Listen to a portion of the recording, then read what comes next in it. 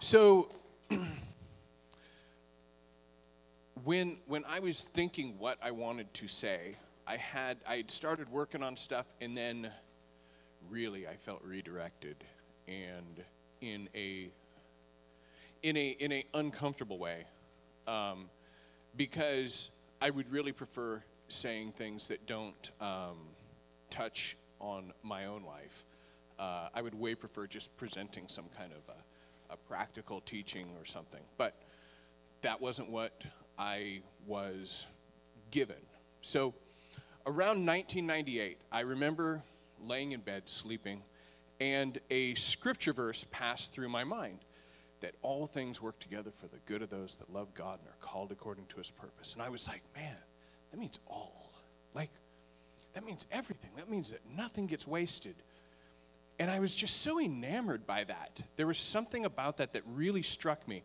And I would tell you that if you hear that, you should probably go start hitting the spiritual gym and getting yourself kind of prepped, because it may mean that some difficult times are ahead, and you need to kind of brace yourself and be prepared, and bulk up a little bit.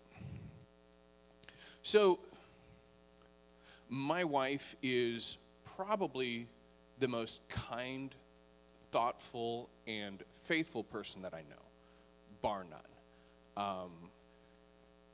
She is one of those people that there's characteristics about her that I wish that I had more of in my life, right? And now I'm about to say a word that some of you, when you hear it, you're going to be like, I'm not too familiar with that. And one or two of you, your blood may turn to ice. And that is the word anorexia. My wife struggled with this. It's a monster. It's just a monster. And it started to affect her life, and we had 2 small kids. And it became very, very overwhelming to the household, right? And she was diligent about seeking to get help. And she would be in this inpatient, outpatient, and go here and there. And I would not blame her, right? It isn't like she did something and she's like trying to do something harmful, right? It isn't like she went out and did something. She just, all of a sudden, there was just this mad, crazy compulsion. And it affected her, and by extension affected the rest of us dramatically. Because if she's like in an inpatient and an outpatient and like here and there, it's a very, very heavy effect. And so eventually she wound up finding this program that was going to be like a 4-week inpatient. And it was in California. And so we all sat down as a family, and at this point, 2 kids, I think they were 8 and 10, somewhere in that range. And we sit down and we have this family discussion, and she's going to go to California for 4 weeks. We've made arrangements. We're going to go to family 1, 2, 3, 4. They're going to watch the kids. And I'm going to go to work. I got to start work at 6 a.m., right? So I'm going to take the kids to some place at 5:30 in the morning for them to stay for, the day, and then I pick them up at the end of the day.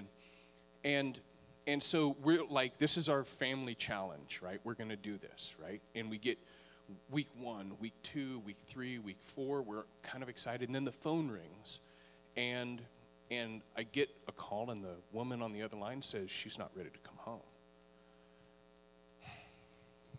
Back and forth, because I'm ready for her to come home. I'm ready for this to be done. And then, it becomes really clear that she needs to stay. So she stays another week. Okay, we're going to do this, We have another, family discussion. And at the end of that week, I get another call. She's not ready to come home. She needs to stay for 1 more week. We agree because, let's do this. If we're going to do this, let's do it right? And in that last week, I was taking my girls to a place to be watched, and I have two daughters. One's Brittany, one's Morgan. And Morgan is a smaller woman, but inside she's absolutely enormous. She's a huge woman inside. She is fierce, and she can fill a room. She's got just massive force of will. And we were driving to one of the places, and she had it. And she's behind me in the car. She's sitting right behind me. And she screams, "I hate you. I hate you. I want my mommy. I hate you. I want my mommy." Over and over and over again. And I look in the back seat. My oldest daughter's just lost it. She's just crying her eyes out. One of the things that I was taught before I even had kids, that sometimes there's these things that stick in you. You hear them once and it's good. You're done. You never need to hear it again. And that thing was, no matter what happens, when you're an adult, you do not burden your children with your emotions. You are always to be solid. You are the adult. Your kids are not equipped to deal with your emotions.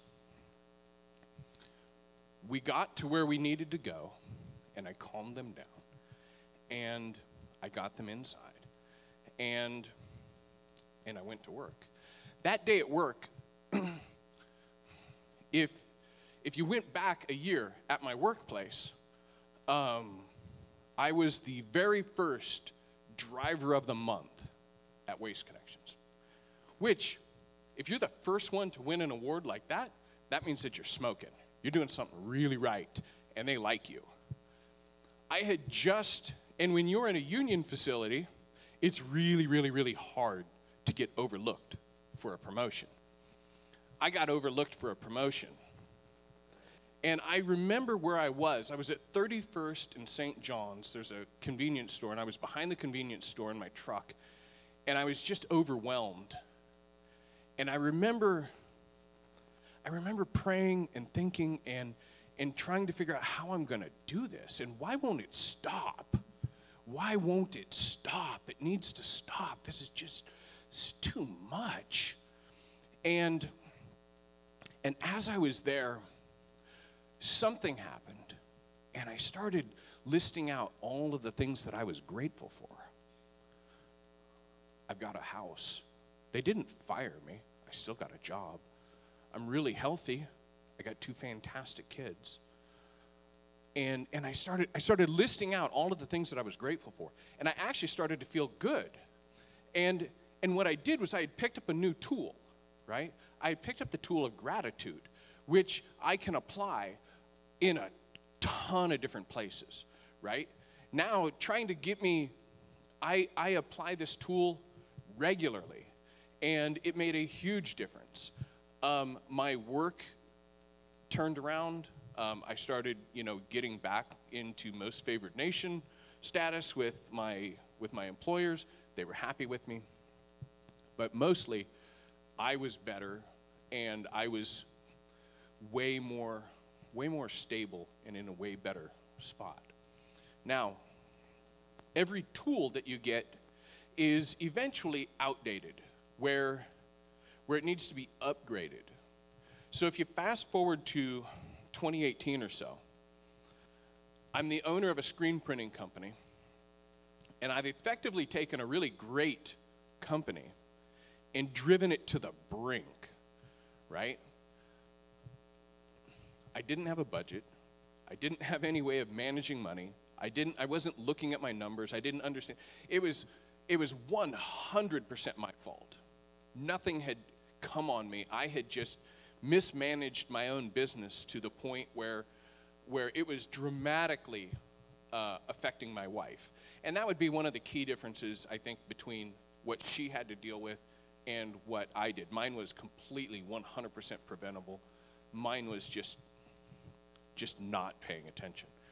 And in one day, I was actually forced to lay off 4 people. One of them was Kenan, who's waving at everybody. And Kenan, I've known his parents forever, right? I've known Kenan since he was an infant. And I had to lay off another guy I was a groomsman in his wedding. I had to lay off another guy that him and I prayed together every single morning. And it was all because, and then there was one guy that I never liked him anyway, didn't want him there. He was an easy one, just whack. But